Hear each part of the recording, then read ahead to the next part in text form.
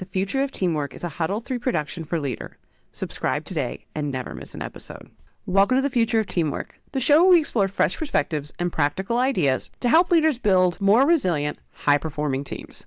Today's episode is part of a special 5-part Leader Lab series, and we're doing something a little different. As you listen, we'll invite you to step into the shoes of our guest by reflecting on 9 real-world leadership challenges. It's a chance to compare your thinking to theirs and learn something new about your own leadership style along the way. To help you go deeper, we've included a brand new leadership development exercise in the show notes. It's called How Do You Leader? And it's a short set of reflective prompts you can work through on your own or with your team. Think of it as a leadership workout designed to stretch your thinking and strengthen your impact. Now, let's get into it. Today, Dane speaks with Torch CEO Heather Conklin, who stepped into the top job after a little over 2 years as the company's chief operating officer. Her rapid rise to CEO came with immediate and unique challenges, making this conversation a valuable exploration of what it takes to lead through evolving team dynamics, inherited expectations, and the pressure to quickly define an evolved leadership identity. It's a candid look at the early days of a new CEO and the personal and professional recalibrations that come with the title. Whether you're new to leadership or stepping into a bigger role, this episode offers a valuable perspective on finding your footing and leading with clarity. As always, you'll find bonus resources in the show notes, including the How Do You Leader leadership development exercise. Let's get into episode 5 of the Future of Teamwork Leader Lab series, Overcoming New CEO Syndrome to Lead with Impact. Enjoy.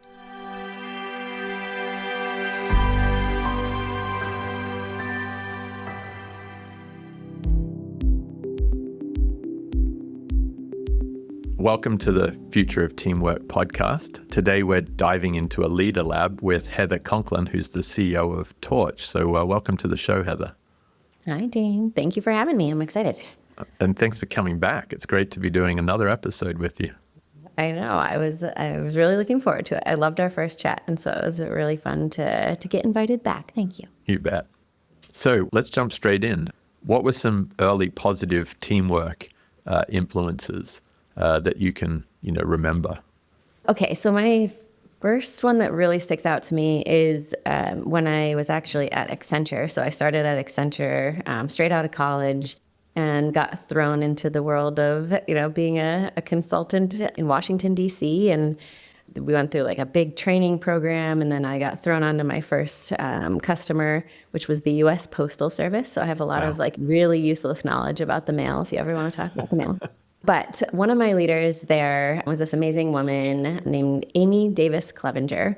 And Amy led us on this team. And, in Accenture, especially when you're starting out, you've got like big teams of, fresh out of college, 20, 22-year-old, 23-year-old people.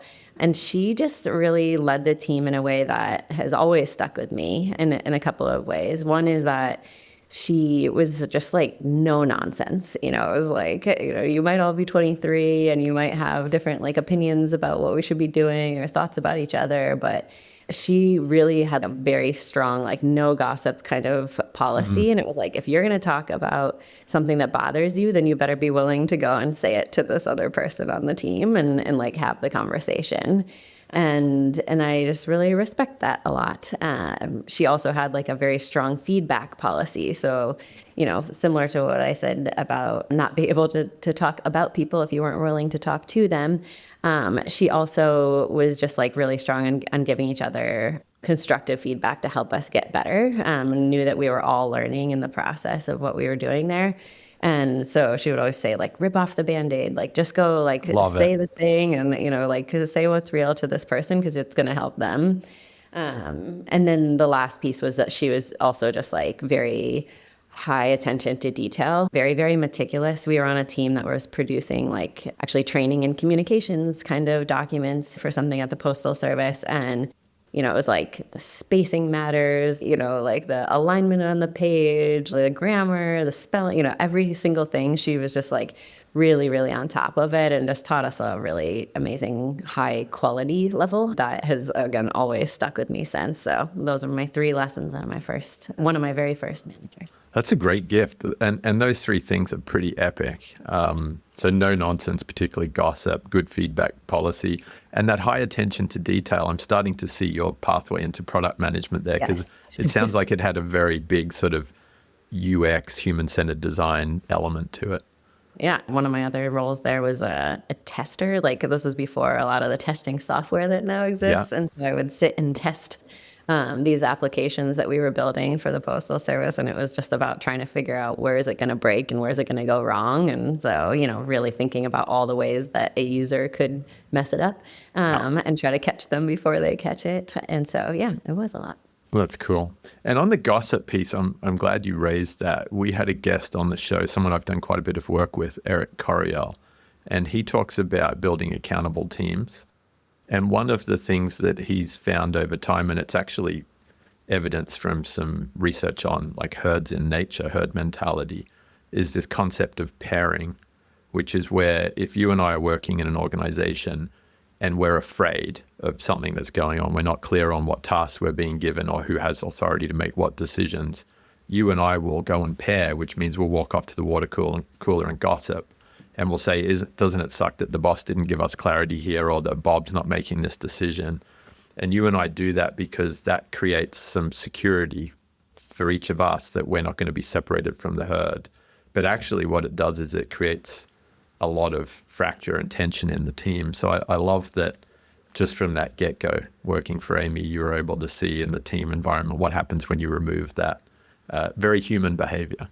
Yeah, totally. And it just sucks so much energy out of the team. And then you realize that you're having all these side conversations and back-channel-y kind of conversations instead of talking about the actual work and the actual problem that you're all, in theory, trying to solve together. Yeah. So, yeah, I totally agree. It becomes really, really bad for teams.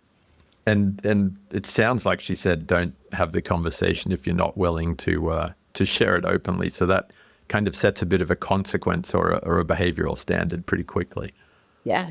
And you kind of knew, like, if you did go and pair off and walk to the water cooler and say something, you knew that it could easily show up somewhere else. So you had to just be more thoughtful about what you're saying and think about, have I said this to that person, or would I say it in front of them if they were standing right here? And I think that was hard, especially when you're like brand new, out of college and you haven't ever worked in a real professional environment like that. And that's a high standard, I think, for all professional environments, to be honest. So the multitude of those things combined is really interesting. But it definitely, again, it really set a tone that I would love to say, carried through to every single, team that I ever worked on since. Not really, but it is certainly like a best practice that creates a much more like healthy and collaborative environment if you can really like get everybody to kind of abide by it. Yeah. And there's something also about that I'm hearing, and perhaps you can play it back to me. With those 3 things, I'm sure there were a lot of other things that Amy was doing, but it created some structure without being micromanaged. So one of my past guests on the show, Rachel Yanes, always talks about you don't want to be the crazy leader that's just micromanaging, saying this is how we do everything. But you also don't want to be the lazy leader where you don't create some appropriate guardrails. And it sounds like this was more of a Goldilocks condition. Yeah, no, I love that. The crazy leader and the lazy leader. I had never heard that before. But yeah, I do think that when you know where the guardrails are, or you know exactly like what is expected of you, then you know where the boundaries are in which you can operate. And I think that's there, she gave us those 3 where it really did create like clearer lanes. And then there was obviously a lot of work that we were doing that didn't necessarily fall into any of those 3 specific examples or scenarios that I was giving you. But with that as like a foundational backdrop to everything we were doing, I do think that it did let each of us kind of go off and try things and do things, as long as we knew that those were kind of our like touch points to keep coming back to. Yeah. That were like the critical, like, this is where we draw the line sort of behaviors on the team. It's interesting you use the language draw the line, because I think often that's where teams fail to create clarity. They can be very clear on this is what we want to achieve. This is what we hope you'll do this week, but they don't say this part's the not acceptable. And there's power in that. I totally agree. One of the things that I have tried to take forward and definitely leaned on a lot in the last several years is I always just tell people, like, what you do and how you do it are equally important to me. And that is my, like, that's where I draw the line. And I always say to people, you could be the best at whatever you do. But if you're crappy to other people, then that's where I draw the line. And vice versa. Like, it goes the other way, where you can be the nicest person in the entire world, but if you're not effective at your job, then that's not going to be okay for me either. Yes. I think, you don't want to have some laundry list of a million things that you're asking people to do or think about or abide by, but can you create a couple of things that are, again, really, really foundational to the way you want the team to run, and keep bringing people back to that over and over. Repetition is certainly key in all of our behavior change. Yeah. And I think that is something that really does work with teams, especially if it's a phrase or something like that where they can repeat it. That also works a lot too. Yeah. We were at the Mob Museum last week in Las Vegas around the Transform conference, and we somewhat playfully said, let's walk around and see what we can learn from the mob that may inform teamwork. Not that we want their outcomes, but how they worked was really interesting. And there were so many examples of, like, there are very codified and well understood behaviors that when they bring you into an organization, and they weren't always picking the A-grade talent either. Yeah. They were taking whoever was available and willing to go and do some of this tough work. But some of the projects and feats that those organizations achieved were quite remarkable. Interesting example. Yeah. I like it. Looking for inspiration in odd places. Yeah. You were in Vegas, why not the mob? Why not? Yeah, that's a big part of how Vegas turned up, I guess. Totally. One of the stories I liked was the Lucky Luciano story, when he was, I believe, in jail in World War II, and the US Navy came and asked him if his crews could help them run surveillance on the ports in New York to avoid, German or Japanese incursions. And it's just like, man, isn't that crazy that, a team upholding the law and a team breaking the law have to come together and work around this big, massive agenda or problem. Yes, that is crazy. So going on to big feats, big, I guess, achievements. In your career, what stands out to you as a big achievement that you've navigated with a team, and how could you expand upon that experience? There's lots of different examples that come to mind, but I'm going to pick, I think, my most recent one, which is taking over as the CEO of Torch. In doing that, I had been at Torch for a couple of years prior to taking on the CEO role, and so I was a known entity in the business. And I always say that I think had some really positive things about it, and also some negative things, in that if I was just brand new coming into that role off the street, everybody would have, like, whatever I said, you'd take it as what it is. You might have different fears and different things that you'd be worried about. But because people already knew me and they knew how I worked and they knew what I had done or not done over the last 2 years, it was just like a lot of extra hurdles that were really interesting, I think, to navigate. But, I took on leading the executive team, which I had been a member of in the past, but now, the people who were my peers are now, working for me, that age-old challenge that lots of leaders have to do as they step into those bigger roles. But more importantly, I had to really take the company and say, okay, this is now a new chapter for this company. Yeah. And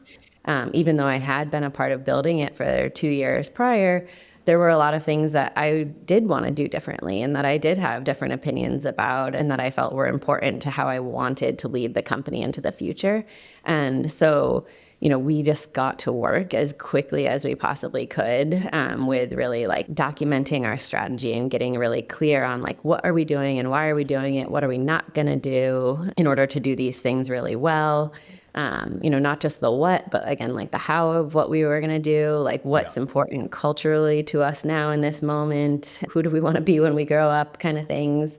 And it was just so much change. And even though a lot of it was really, I think, really needed, very welcomed in most cases, it's still, even we were saying this to the team recently, we took them all to San Diego for a whole team offsite, and we were saying this to them there too, which is just like, even a lot of good change is still a lot of change, and that's hard, for people to digest. So anyway, I just feel like I had this almost just like a pressure cooker moment of, okay, I'm taking over, I'm a new leader, I got to rally the team, I got to drive the strategy, I got to make big change, so that we can set ourselves up for as strong of a year in 2025 as possible. And so it just was a lot to wrangle. And we had different leadership changes and team changes that were also happening during that time. And so, I kind of threw everything all into the pressure cooker at once and had to make some pretty big changes. And now, here we are like 8 or 9 months later, and we've relaunched all of our messaging and branding. We've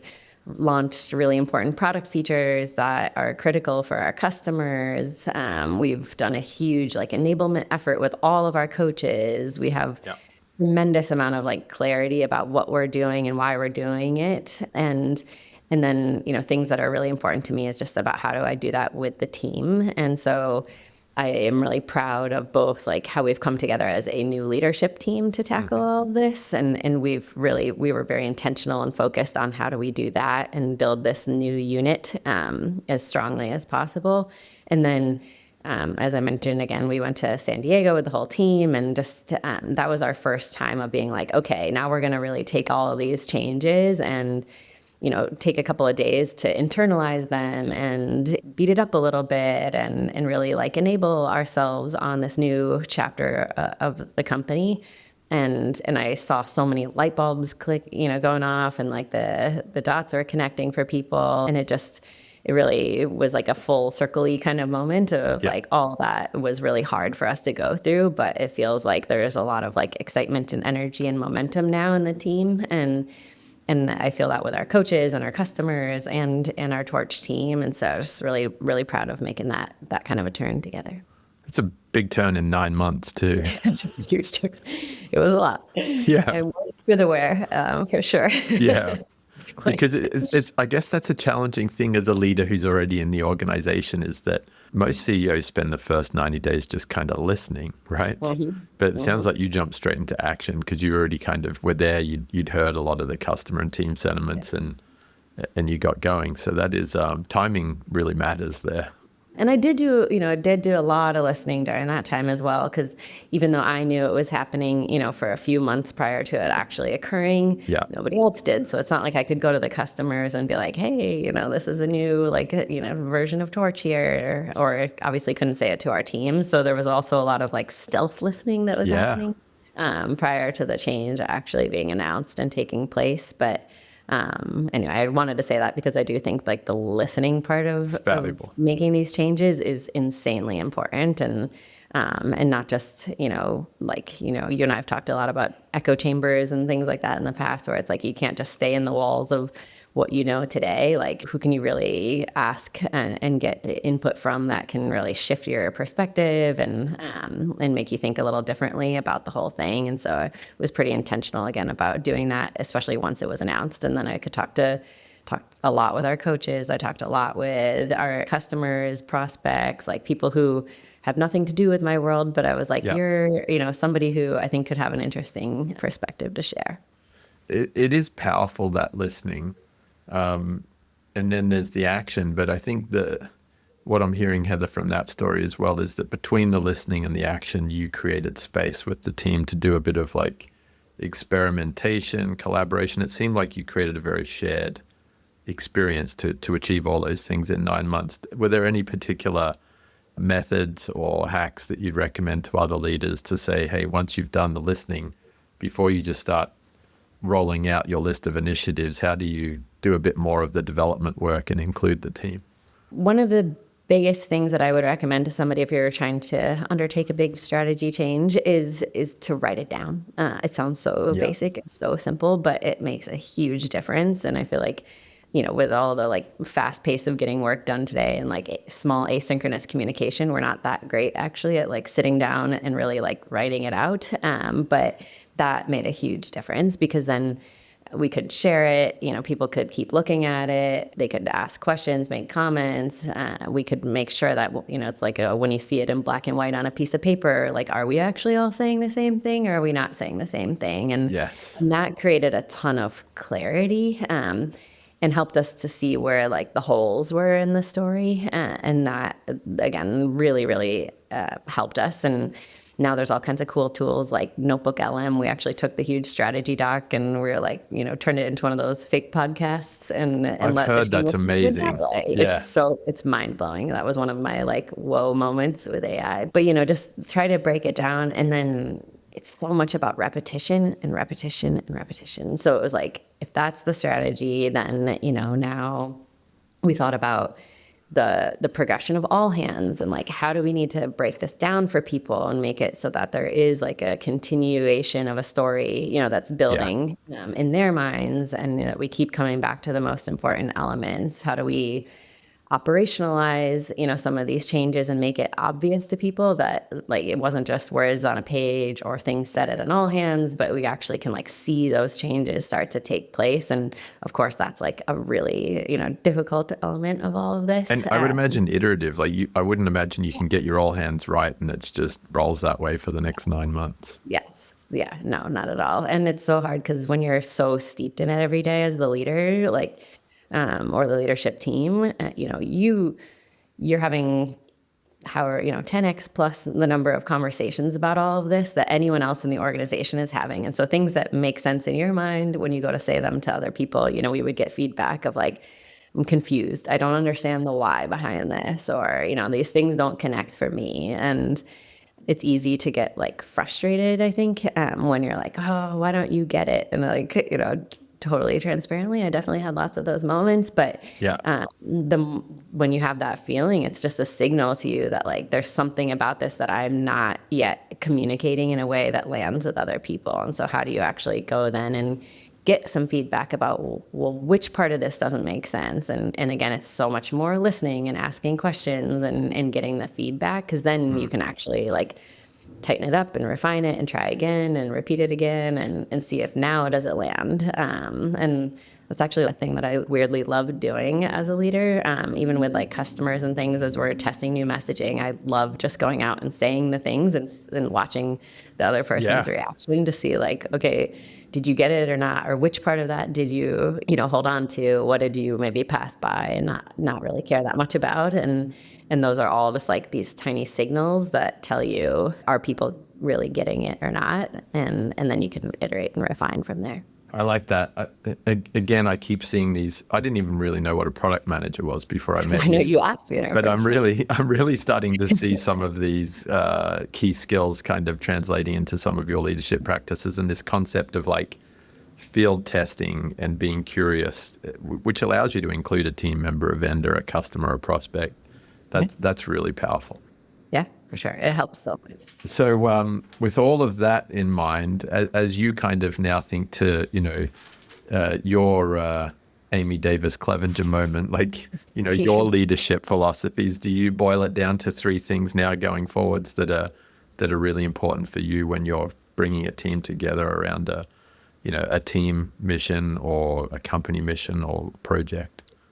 One, I think we already hit on is what you do and how you do it is, I think that is like my most core thing that most people who work with me and for me know about me. So that is really important. I think it sort of is baked into that, but I try really hard to make sure that my leaders and our team, like, we care about each other as people first, and like that really matters to me. And it's certainly, again, like a part of the like how you do the work that I talked about before, but goes a step further. It does. It's like a level of care and acknowledgement even. Like I see you, that you are a person that has a whole, life outside of whatever this is that we're doing together. And you and I have talked about it in the past, where it's just like when you get to that level of like, I can see more about who you really are and how you got to this point, or what, challenges you've had to overcome, or what strengths you have. You get to know people on that more just like human to human level. Then I think you can work through a lot more together. You can certainly just connect, obviously, on a deeper level. And I think you can, I don't know. I've just always found that when you get to that place with somebody, there's just a big unlock on what you're able to do, especially maybe it's just like a trust thing, even. But you can see them more clearly, and therefore, like, you can let some things go, or things make more sense. When you behave this way, I get like a little bit of like why that you might be doing that. And then I can give you some more compassion and a little more grace in how we do this, and all that stuff I just think goes a long way at work. And a lot of people haven't worked on teams that that actually like really care about that and work that way. And when you do, it's like I can't unsee that. Like that felt different, and that mattered to me, and it made me feel different. And so that stuff really matters. I like that. And it ties into a lot of the research we're seeing around sort of resilient teams, mattering on teams, innovation, and you named it as trust, and that sort of confidence in each other, the vulnerability that comes with that. It's so hard to get. I saw one of your posts recently saying, the soft skills are the hard skills. And I think that's a good explanation there.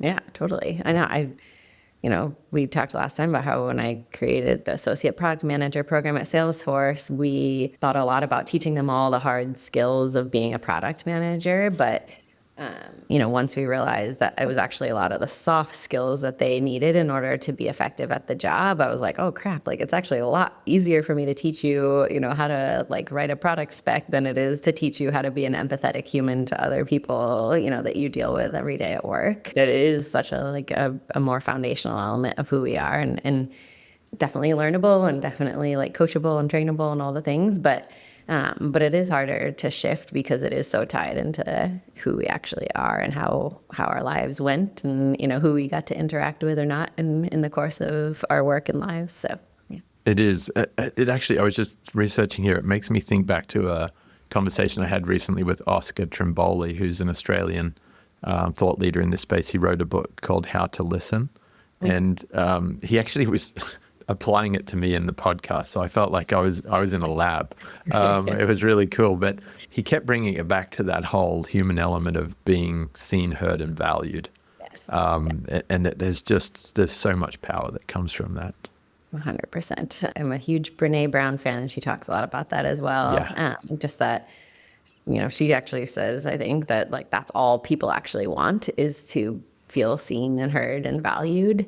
And again, when you feel that way in a conversation with somebody, it's like you feel it on like a human level, that something different had occurred there. You might not even know that that's what really was going on, but you definitely feel it. And I think it's something that we just need to teach more people how to do, and make that like a standard that we expect more from leadership. Like I agree.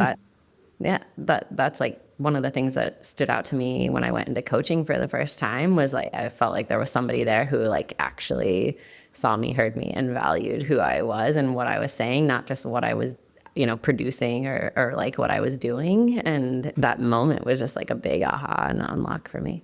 I've been making sure, and it's not something I created. I was encouraged to do this, but whenever I'm going through TSA at the airport, or being served in a restaurant, or working with a plumber that comes around to my house, I'm always extremely intentional about calling them by name and actually engaging with them as another human, because it's so easy to get transactional in those moments. Yeah. And I think just little kind of, going back to your word of repetitions, little repetitions like that in your daily life, they just keep giving you these doses of energy, so that when you walk into work, and for some leaders it's kind of scary when you walk in the office because all eyes are on you. You kind of need to kind of put that fear behind you and start to say, well, how am I going to engage with my team to bring this seen, heard, valued sort of energy level up? Yeah.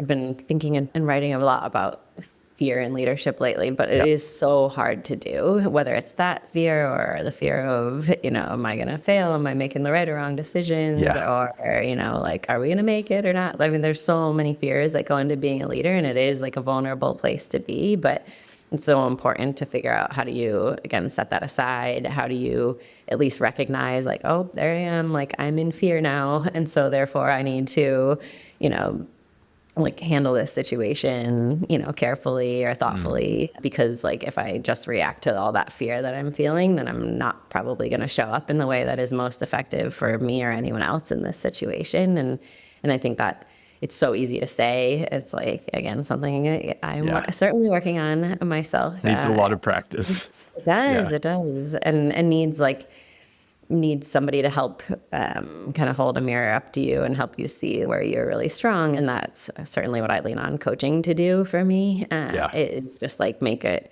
so that you can always over focus on, the deficits you have or the fears that you have, and to become more balanced about it and not get too lost in all of that fear is really important for leaders to be able to just themselves show up effectively, but also model for the rest of the team. Like, what does it look like to operate from a more like grounded place where you can actually like do great work, because you don't really do very good work when you're in fear anyway. It's impossible. And you compound bad decisions. Yes. Yeah, exactly. Like all of your good thinking parts of your brain are turned off when you're in fear. And so you can't get curious or creative or collaborative with other people or see them and value them in the way that they need to be if you're like so wrapped up in your own stuff. I agree. And talking about fear, that is a great segue to jump into my hypothetical for today. I had one pre-planned, which was, how do you step up into a leader of a team that you've operated in? But you've already walked me through that one. So I've come up with one on the fly, which is, you're a leader in a business, and it's a hypothetical business. And one of your key team members leaves. They just got offered their dream job. You can't keep them. So they're on their way. They're out the door. Where do you start? Because that's a pretty fearful moment when it's a key person you've relied on for so many things. Where do you start as a leader addressing that, loss of a key talent, a team member, and kind of bringing the team together around the what next? Ooh, that's a good one. A couple of things. One, I always start from a place of like, again, it comes back to one of my leadership philosophies or whatever we called it from that previous question, but it's like, if you care about this person as a person first, as much as it hurts to lose a key person on your team, I always tell people that I care way more about them as humans than I do about them as an employee on this team. And so I want to support them in what they're able, what they're going to go do, because you can try to hold people in these situations, and that doesn't do anything good actually for them or you or the business. And so like some acknowledgement of that is always where I start from. And then I think because of that, and like starting from that level, I think when you get with the rest of the team, you can really like express the level of like acknowledgement and gratitude for that person that makes it just feel better to the rest of the team. Because again, like talking about fear, the team gets swept off into the fear of like, oh my God, that person's leaving, and what are we possibly going to do, now without them? But where you root into like the appreciation and gratitude you have for the things they have done, and that people see that it's real. It's not just like the blanket statements about those things. I think that does help people just kind of like connect a little bit over it. Outside of that, I think it's really just about, I don't know, I have a very like, I think practical and like pragmatic brain about things, but it just starts from being like, okay, what is the plan then? So what do we need somebody else to take over and do because of that? And there may be like short-term plans and longer-term plans there. You have to certainly like get creative about things like, how are you going to cover their work, or if you had some big milestones coming up. I would say also, I think that when it's a more like senior leader on your team, or someone who maybe you've worked with a longer time period, oftentimes I find that the transition isn't as abrupt as just like, hey, I'm giving my 2 weeks notice kind of thing. Where instead you're actually, having like a sort of an ongoing conversation about people's like interest in staying, or, like how are they feeling? I think that is really important. And I've definitely said to different leaders over my career that like, if you feel like you need to go, like I'm going to support you in going. But if you feel that way, like it would be great to start to like work toward, like an exit that will help both of us be successful. So I think that also doesn't work with everybody, but it certainly does for some. But again, then it's just about really thinking about the work that they were doing. And I think the last thing I'll just add here is, I wouldn't just assume that everything that person was doing needs to be wrapped up in now one, like for like sort of replacement, and actually think about their work and think about breaking that work down into like what were the key things that they were doing. Maybe there's pieces of that work that actually should be offered to existing people as a good growth opportunity, or maybe there are pieces that we actually need somebody even more, specialized in that area. And so we should hire differently for that role. Or maybe there's stuff we just don't need to do anymore, and that's okay too. Yeah. But don't just kind of go on to autopilot and be like, well, that means we have to hire exactly, like this person in this exact same role and kind of carry on. I think it's a good moment to take a fresh look at it and say, well, what makes sense now? If we don't have Dane and his amazingness in this role, like then what do we actually need now, and what's most important? I really like that last one too, Heather, because I've always had this aversion to skills-based hiring, and in this case, it would be skills-based rehiring when you've lost a key person, because often the way that Dane does his work is very different from the way that Heather does her work. And actually, if we look at the outcomes that the team want, to your point, someone might step up from within the team. We may decide that the way that Dane did that work actually caused tension and challenge further downstream, and we want to re-engineer that right now to get a different outcome. So it's cool to hold that uncertainty and curiosity in a team capacity when you're coming around that short-term, long-term plan for replacing a key leader. Yeah. And I think like the skills-based piece of it too is like assuming, like you said, that everybody's going to do things the same way. And that, like when I think of that, it makes me think of like more of like, it's like an exact puzzle piece, for the rest of this puzzle. And that's, we're humans. We're not, we're not like cogs in a wheel. We're not puzzle pieces. Like there's a lot of benefit from different thinking and different ways of doing things. And I think every team needs that kind of infusion of fresh eyes, fresh ideas from time to time. And so as hard as it is to lose a leader that you've really, really relied on, it does often have like other good benefits to it. Once, assuming you can find the right kind of person, or you can get the right person to take on those responsibilities, then I always have found that you get different kinds of like cool growth out of that you wouldn't have had otherwise. Yeah. And going back to the top of your points, caring about the person first, I think I heard a bit of a celebratory gratitude moment, which I think is so good. Going back to that concept of fear, like removing the fear from the team and saying, let's celebrate this person. They've got this great opportunity. They've had a great impact here. And then once we've done the celebrating, we can do a little bit of the grief. Oh, we're not going to have them anymore. How are we going to get past it? But starting with the celebration is very cool. Yeah, absolutely. All right. So that was a great hypothetical. We're on to the last few minutes here. So lightning round, just quick fire answers. Okay. What's one characteristic of a team that fosters psychological safety for you? Asking questions. I think even just the simple act of saying, I don't understand that thing, or can you tell me more about why you made that decision? It's like one step before giving like critical feedback maybe, but even just like the willingness to look stupid maybe, or, like put yourself out there and ask a question feels like it is a foundation to work from for everything else. Love that one.